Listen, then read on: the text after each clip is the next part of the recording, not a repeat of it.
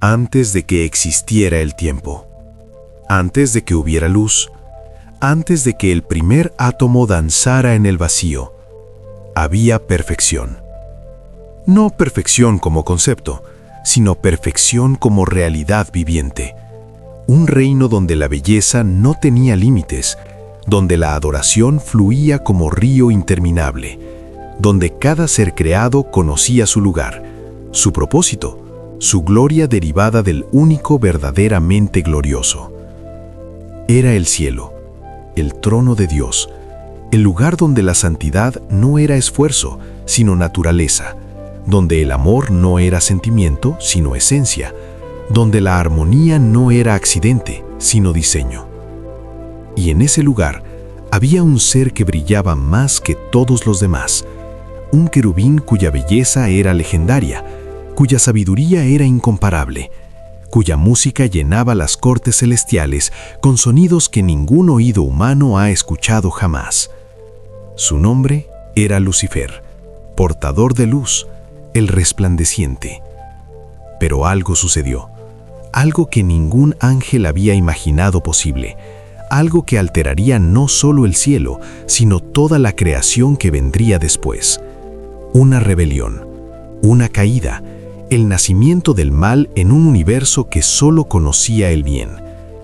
Lo que estás a punto de descubrir no es mitología, no es leyenda, es el testimonio escritural de cómo el pecado entró al cosmos, cómo el orgullo transformó al más glorioso de los ángeles en el enemigo más terrible, cómo una guerra comenzó en el cielo que todavía se libra en la tierra, cómo el mal, que no existía, fue creado por una criatura que eligió la autonomía sobre la adoración. Esta es la historia de la caída, el momento en que Lucifer se convirtió en Satanás, cuando el portador de luz se convirtió en el príncipe de las tinieblas, cuando 1/3 de las estrellas del cielo cayeron con él. Y todo comenzó con un pensamiento, un solo pensamiento de orgullo en una mente que fue creada para humildad. Este video es una obra de ficción creada con fines de entretenimiento.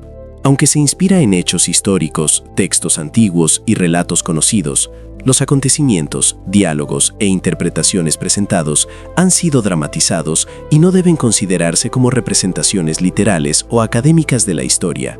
El contenido tiene un propósito narrativo y artístico. ¿Alguna vez has sentido que entra y sale el año y los mismos problemas se repiten? La Biblia dice, el prudente ve el peligro y se esconde. Pero muchas veces seguimos adelante y sufrimos las consecuencias.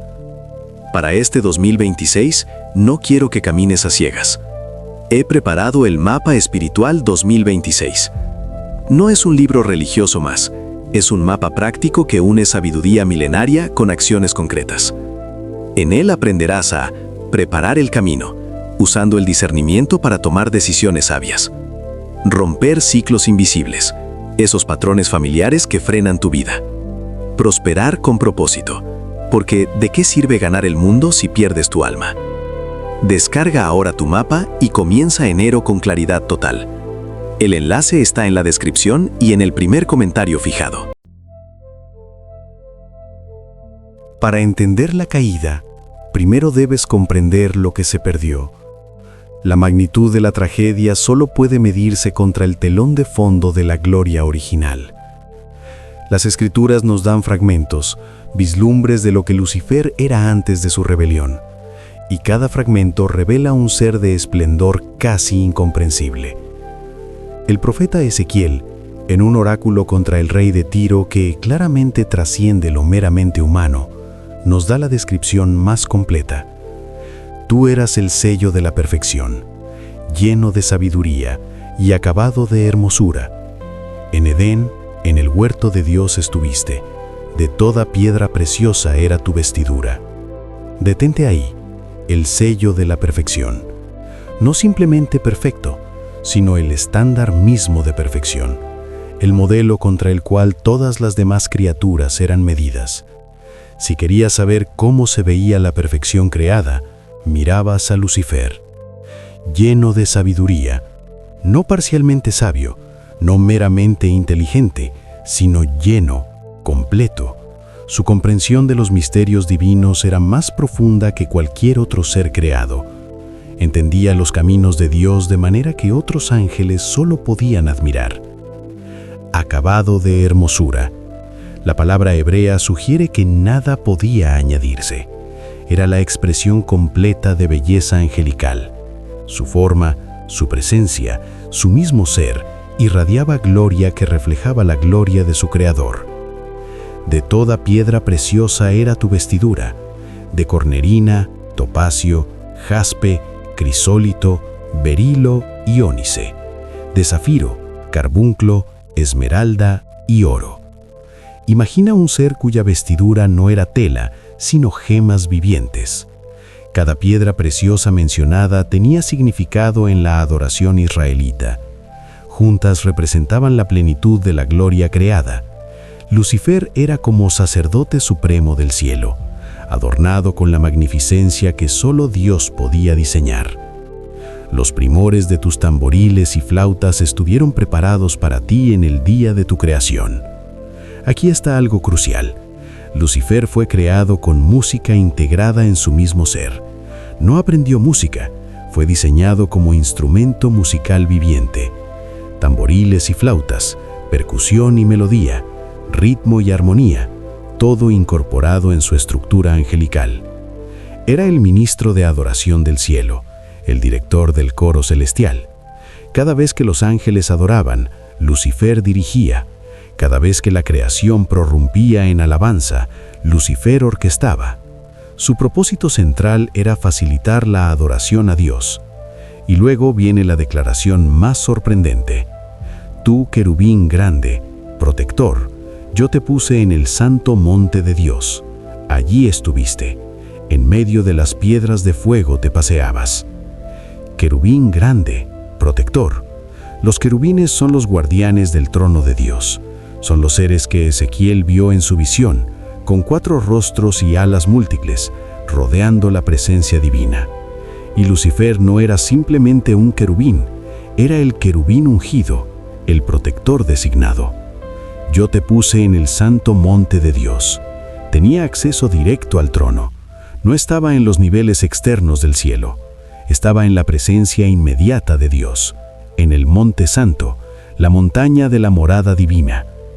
En medio de las piedras de fuego te paseabas. Algunos eruditos sugieren que estas piedras de fuego eran los otros ángeles, brillando con gloria derivada. Otros proponen que eran manifestaciones de la gloria de Dios mismo. En cualquier caso, Lucifer tenía libertad de movimiento en el lugar más sagrado del universo. Y la declaración final antes de describir su caída: perfecto eras en todos tus caminos desde el día que fuiste creado, hasta que se halló en ti maldad. Perfecto. No había defecto, no había debilidad, no había tendencia inherente al pecado. Fue creado en rectitud absoluta. Cada pensamiento estaba alineado con Dios. Cada acción reflejaba su carácter. Cada palabra glorificaba al Creador. Hasta, esa pequeña palabra que marca el punto de inflexión. Hasta que se halló en ti maldad. ¿Cómo puede surgir maldad en un ser perfecto? ¿Cómo puede nacer el pecado en un corazón sin inclinación al mal? Esta es una de las preguntas más profundas de toda la teología. Y la respuesta está en el regalo más peligroso y más preciado que Dios dio a sus criaturas inteligentes: libre albedrío. Lucifer no fue programado, fue creado con capacidad de elegir. Y la única manera en que el amor puede ser genuino, en que la adoración puede ser real, en que la obediencia puede tener significado, es que la alternativa existe. Dios pudo haber creado ángeles autómatas que no pudieran hacer nada excepto obedecerle, pero eso no sería amor, sería programación, no sería adoración, sería función mecánica. Entonces creó seres con capacidad de elegir, y Lucifer en su libertad eligió algo que nadie antes había elegido. Eligió a sí mismo sobre Dios.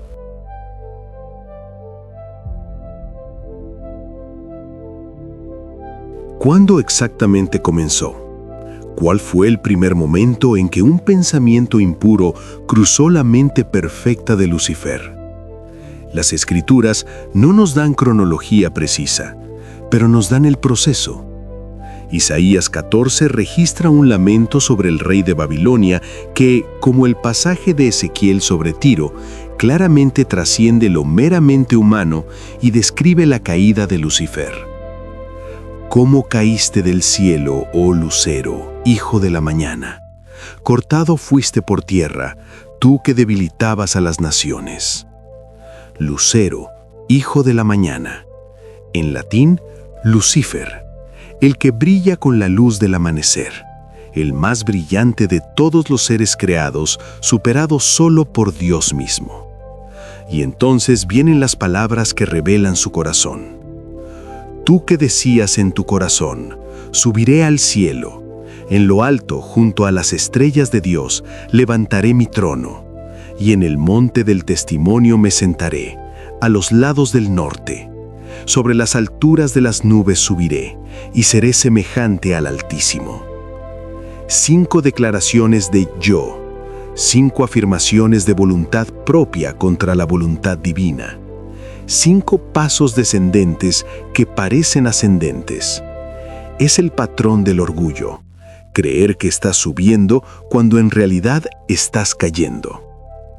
Subiré al cielo. Aunque ya estaba en el cielo, quería más, quería el trono. No satisfecho con ser el más glorioso de los creados, quería ser el creador. En lo alto, junto a las estrellas de Dios, levantaré mi trono. Las estrellas aquí son probablemente los otros ángeles. Lucifer quería gobierno sobre ellos. No contentamiento en su posición, sino ambición por posición más alta. En el monte del testimonio me sentaré, a los lados del norte. El monte de Dios, el lugar del trono divino, lo quería para sí mismo. No como siervo, sino como soberano. Sobre las alturas de las nubes subiré. Las nubes en la Escritura a menudo representan la gloria y presencia de Dios. Lucifer quería elevarse al nivel de esa gloria. Y seré semejante al Altísimo. Aquí está, la ambición final. No meramente servir a Dios, sino ser como Dios. Igualdad con el Creador. Autonomía absoluta. Es exactamente la misma tentación que más tarde ofrecería a Eva. Seréis como Dios, porque fue la tentación que lo destruyó a él primero. Si estás reconociendo este patrón en tu propia vida, el deseo de ser tu propio Dios, de vivir con autonomía completa, de rechazar cualquier autoridad sobre ti, entonces necesitas quedarte hasta el final de este video. Porque lo que sucedió después con Lucifer es una advertencia de lo que el orgullo siempre produce. Y antes de continuar, asegúrate de suscribirte a este canal y activar las notificaciones.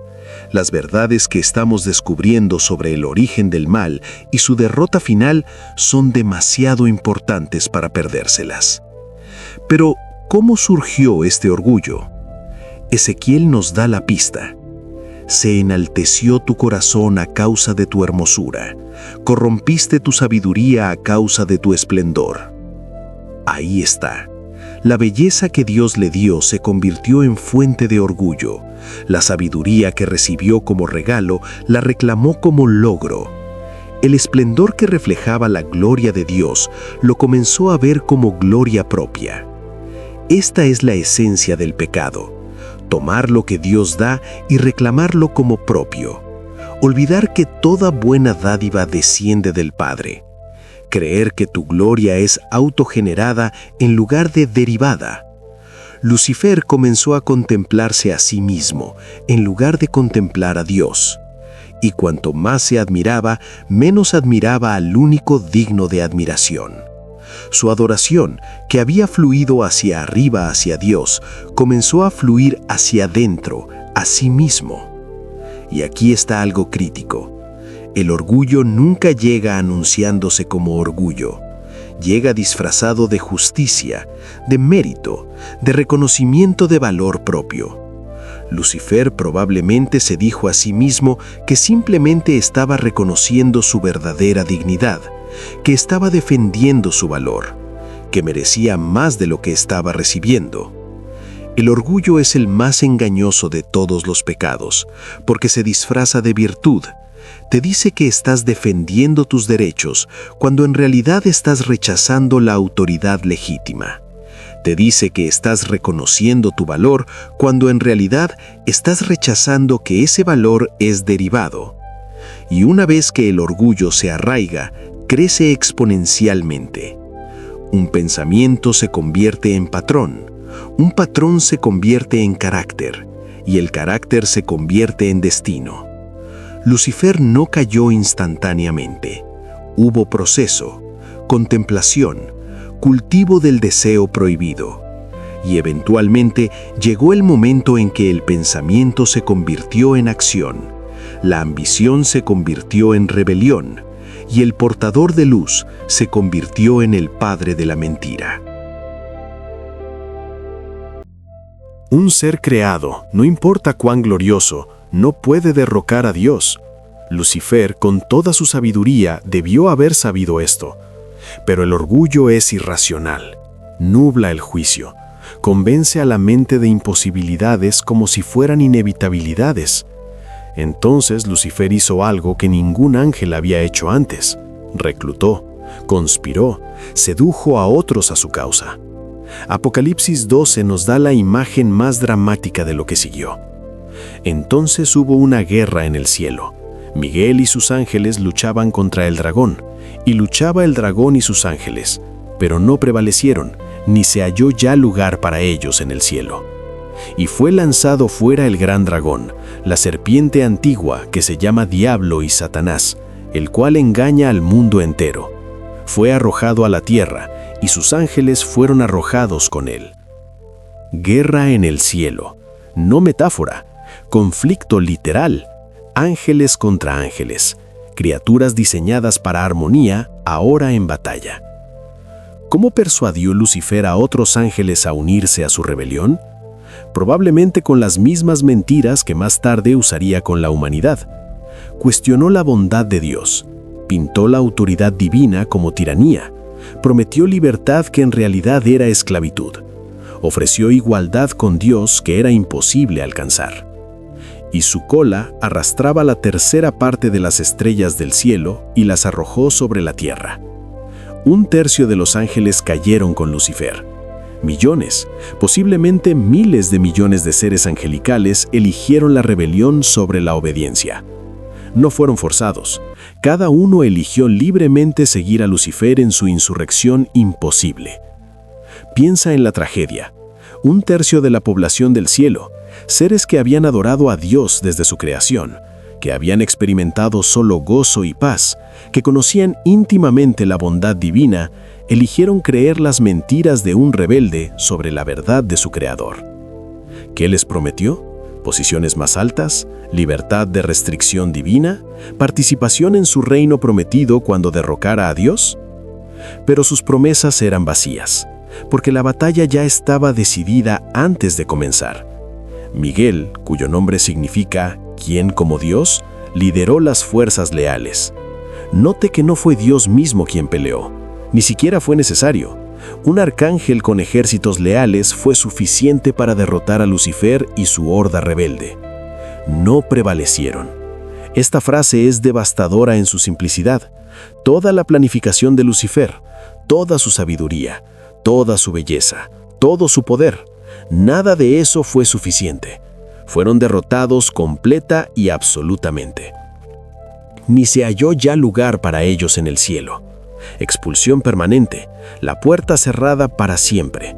No habría segunda oportunidad, no habría periodo de prueba, no habría posibilidad de restauración.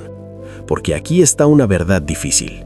Los ángeles que cayeron no tienen provisión de redención. Cristo vino a salvar a la humanidad, no a los ángeles caídos.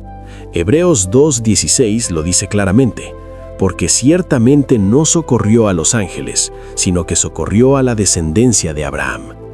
¿Por qué?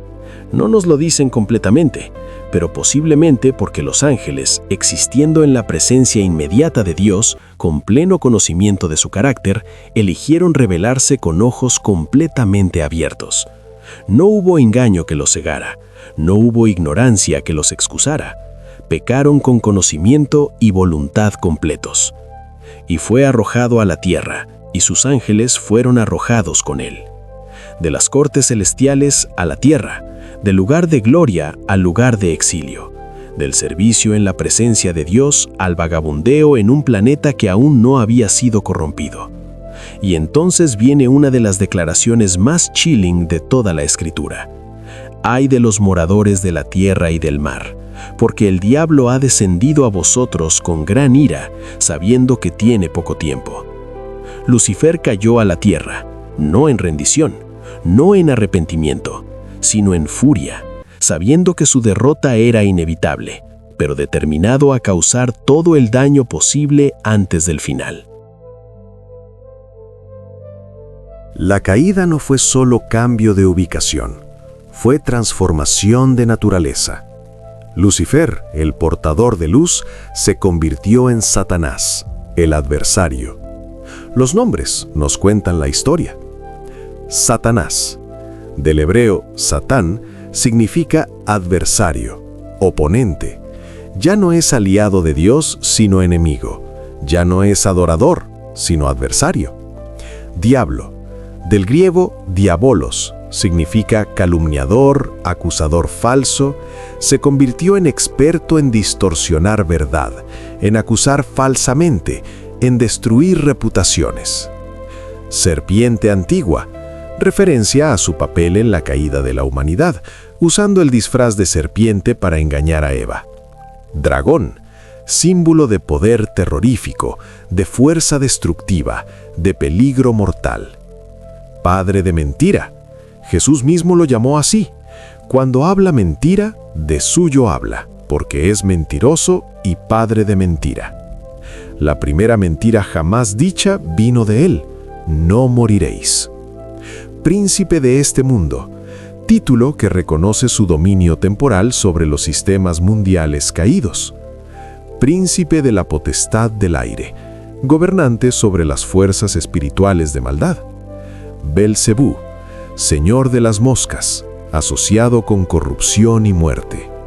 Belial, que significa sin valor, maldad personalizada.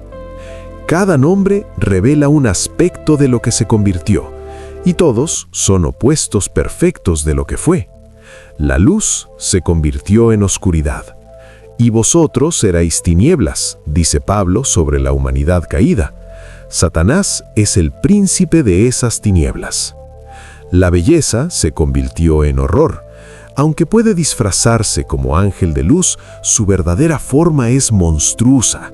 El Apocalipsis lo describe como dragón rojo con 7 cabezas y 10 cuernos. La sabiduría se convirtió en astucia. Ya no usa su intelecto para glorificar verdad, sino para torcer verdad.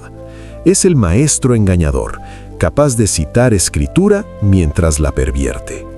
La música se convirtió en discordia. El que fue diseñado para crear armonía, ahora siembra caos. Donde hay adoración genuina, él introduce división. La adoración se convirtió en ambición. Ya no adora, sino que demanda adoración.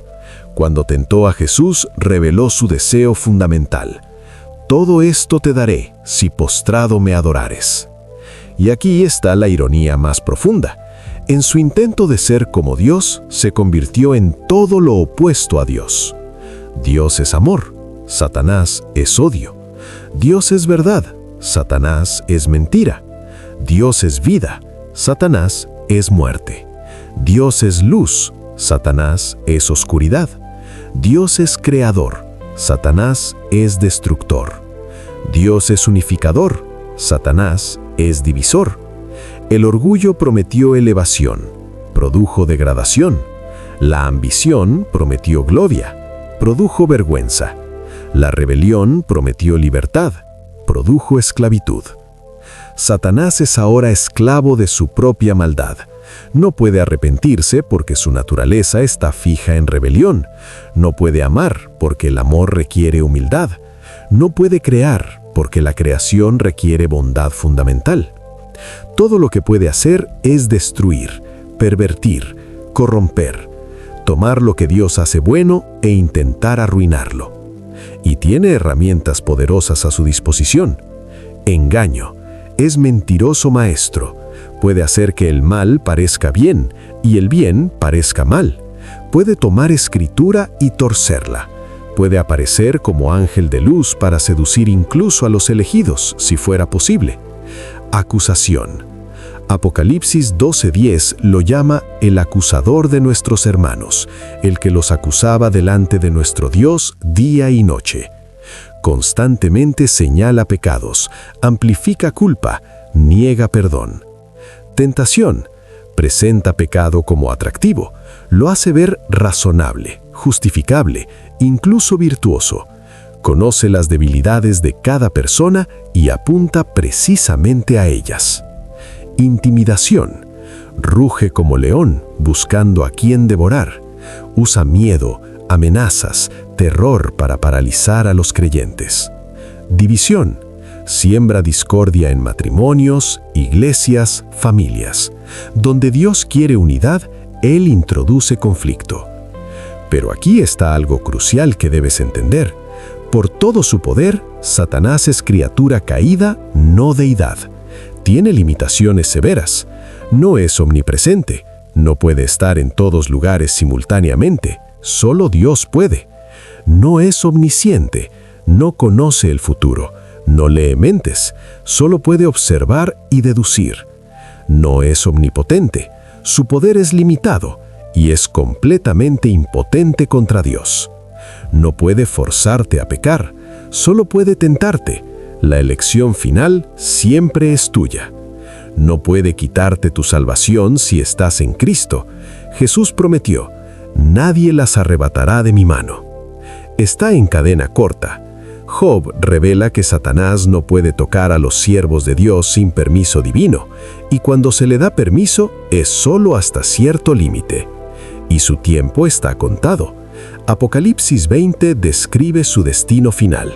Será atado por 1000 años, liberado brevemente y luego lanzado en el lago de fuego y azufre, donde estará la bestia y el falso profeta, y serán atormentados día y noche por los siglos de los siglos. El portador de luz se convirtió en príncipe de tinieblas, pero las tinieblas no prevalecerán. La luz verdadera, Cristo, resplandece en las tinieblas, y las tinieblas no prevalecieron contra ella. Después de su expulsión del cielo, Satanás no se retiró en derrota. Se reagrupó para guerra, y su primera campaña fue contra la nueva creación de Dios, la humanidad. ¿Por qué la humanidad? Porque fuimos hechos a imagen de Dios, porque recibiríamos el dominio sobre la tierra que Satanás quería, porque seríamos amados por Dios de manera que Él nunca lo fue, porque a través de la humanidad vendría el que finalmente lo aplastaría. Entonces entró al Edén, no en su forma verdadera, eso habría alertado a Adán y Eva, sino disfrazado. La serpiente era astuta, más que todos los animales del campo que el Señor Dios había hecho. Y usó la misma estrategia que había funcionado en el cielo: sembrar dudas sobre la bondad de Dios. ¿Con que Dios os ha dicho, no comáis de todo árbol del huerto? Distorsión sutil de la verdad. Hacer que Dios parezca restrictivo cuando en realidad era generoso. Cuando Eva corrigió parcialmente, Satanás lanzó la mentira directa: no moriréis, sino que sabe Dios que el día que comáis de él serán abiertos vuestros ojos y seréis como Dios. Note la táctica. Primero, negar las consecuencias del pecado. Segundo, acusar a Dios de motivos egoístas. Tercero, prometer lo mismo que lo había destruido a él, ser como Dios. Y funcionó. Eva comió, Adán comió, y la humanidad cayó. Satanás había logrado lo que no pudo lograr en el cielo: contaminar la creación de Dios. Si no podía derrocar a Dios directamente, destruiría lo que Dios amaba. Pero incluso en ese momento de aparente victoria, Dios pronunció sentencia que contenía profecía de la derrota final de Satanás.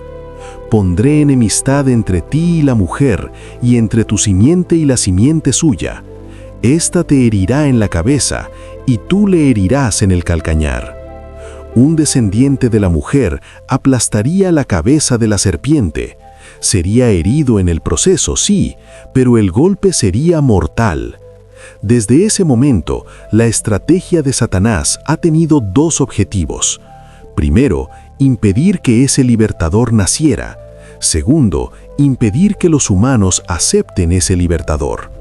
A través del Antiguo Testamento vemos sus intentos de corromper la línea mesiánica. Caín mató a Abel. Los Nefilim contaminaron el genoma humano. Faraón intentó matar a todos los niños hebreos varones. Herodes mató a los niños de Belén.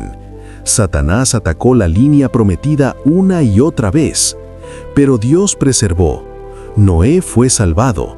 Abraham fue llamado. David fue ungido. Y finalmente, en Belén, nació el que aplastaría la cabeza de la serpiente.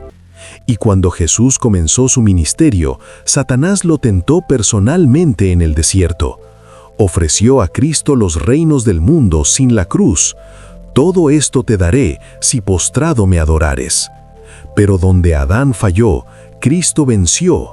Vete, Satanás, porque escrito está: al Señor tu Dios adorarás y a Él solo servirás.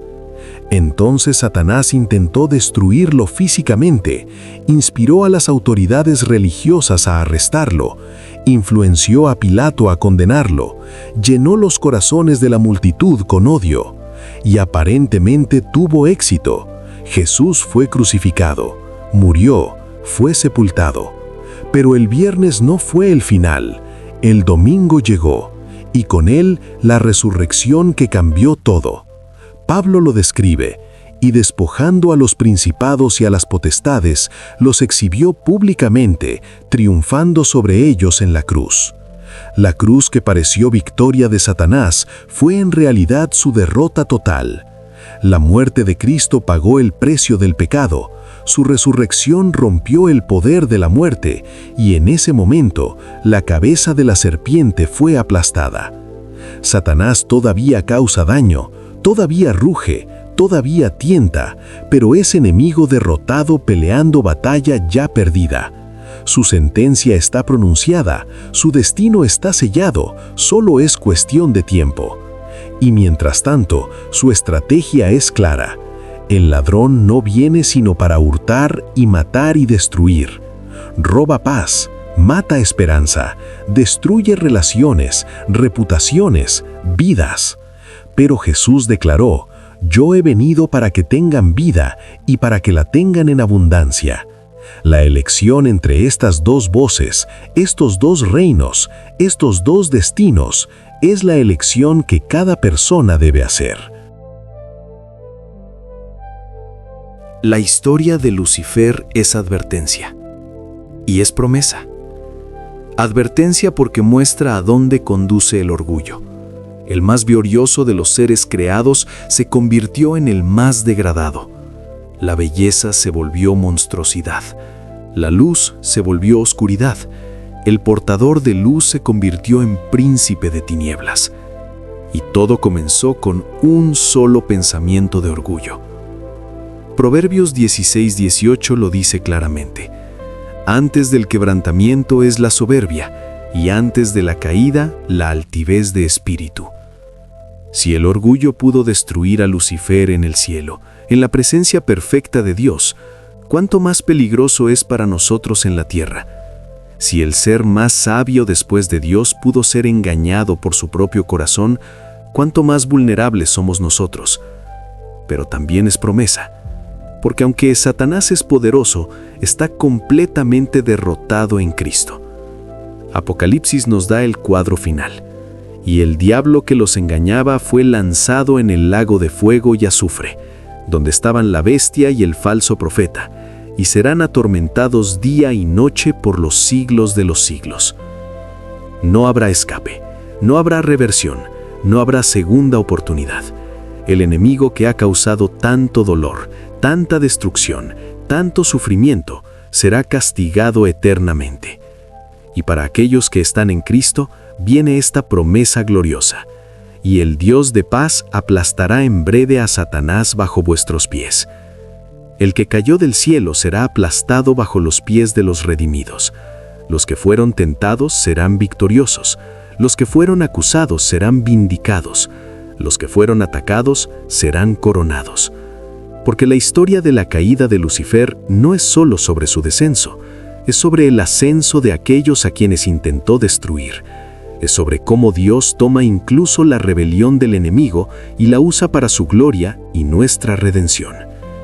Santiago nos da la estrategia: someteos pues a Dios, resistid al diablo y huirá de vosotros. Primero, sumisión a Dios, lo opuesto del orgullo de Lucifer. Reconocer que somos criaturas, no creadores, que necesitamos a Dios, no somos dioses. Segundo, resistencia al diablo. No ignorancia, no miedo paralizante, sino resistencia activa, fundamentada en la autoridad de Cristo. Y la promesa: huirá de vosotros. El enemigo rugiente huye ante el creyente que está firme en Cristo. La caída de Lucifer cambió el universo. Introdujo el mal donde solo había bien, creó guerra donde solo había paz, trajo muerte donde solo había vida. Pero su caída también preparó el escenario para la demostración más grande del amor de Dios, porque en respuesta al mal que Satanás introdujo, Dios envió a su Hijo, y en la cruz, donde Satanás pensó que había ganado, Cristo logró la victoria más completa. El portador de luz cayó, pero la luz del mundo se levantó.